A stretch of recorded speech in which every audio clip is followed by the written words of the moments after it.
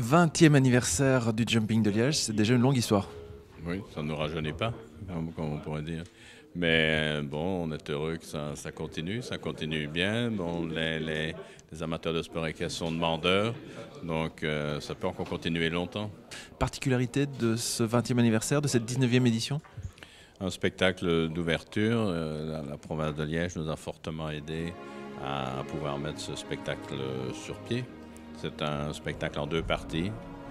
Avant-garde Horse and Dance qui a été primé au Festival du Cirque de Monaco et Jean-François Pignon et ses chevaux en liberté qui vient tout récemment d'aller présenter ses chevaux au jubilé de la Reine d'Angleterre. Donc un très beau spectacle. Du spectacle aussi avec les épreuves qui vont se dérouler tout au long de ces différentes journées.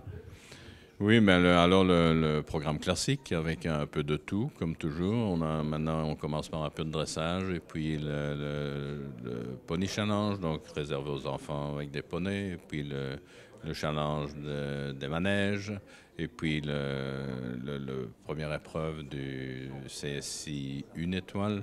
Et puis après, vendredi, samedi, dimanche, donc le CSI 3 étoiles, le CSI pour les cavaliers professionnels et le concours dont on parle sportivement le plus. Ben, il y a John Whittaker qui est là, et ça fait déjà quelques années qu'il n'est plus venu. Il y a Jessica Curten, il y a tous les cavaliers belges, là, avec notre champion du monde en titre et le champion du monde précédent, sont Philippe Lejeune, Jos Lansing. Il y a le podium du championnat de Belgique maintenant qui est complètement francophone. Et puis, il y a Payard qui vient, le cavalier français. Il y a Pedro Venice qui a gagné le Grand Prix.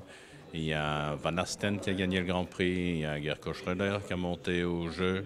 Il y a un cavalier mexicain qui était finaliste au jeu, etc. Donc, il y a vraiment beaucoup de très bons cavaliers et beaucoup de jeunes cavaliers aussi. Donc, ça va être très ouvert. Et les anciens qui veulent prouver qu'ils sont toujours là, les nouveaux qui veulent gagner leur lettre de noblesse. Ah, c'est sûr, c'est un rendez-vous important, c'est un rendez-vous en tout cas personnellement que j'adore et que je fais tout pour être présent et essayer d'être le mieux présent avec les bons chevaux. Monter à domicile, c'est toujours particulier. Ah, bien sûr, c'est ça qui fait pour moi un sentiment spécial de monter là-bas. Que ce soit le public, que ce soit ma famille qui est là aussi, qui n'est pas souvent là dans les compétitions. Tout ça est très important pour moi et me motive beaucoup plus. Vous avez remporté le Grand Prix une année. Quel souvenir est-ce que vous gardez de cette victoire? Moi, je pense que c'est un des meilleurs, émotionnellement en tout cas, un des meilleurs souvenirs. C'était en 2004, donc il y a déjà 8 ans. 2-3 fois, je suis passé tout près de nouveau de l'année passée, de le remporter. Voilà, ce qu'il y a, c'est que chaque année, j'essaye le maximum, j'essaye d'être présent en tout cas dans le Grand Prix et de faire le mieux, c'est quand même l'épreuve principale, d'essayer de le remporter à nouveau. Voilà, on va encore faire le maximum cette année-ci. Bon, on sait que c'est pas évident, mais voilà. Nous avons une nouvelle tribune, la tribune Cavalier, donc sur le petit côté, qui est beaucoup plus jolie et qui aussi qui peut qui peut attirer beaucoup plus de monde. Nous avons une nouvelle loge sur le côté aussi.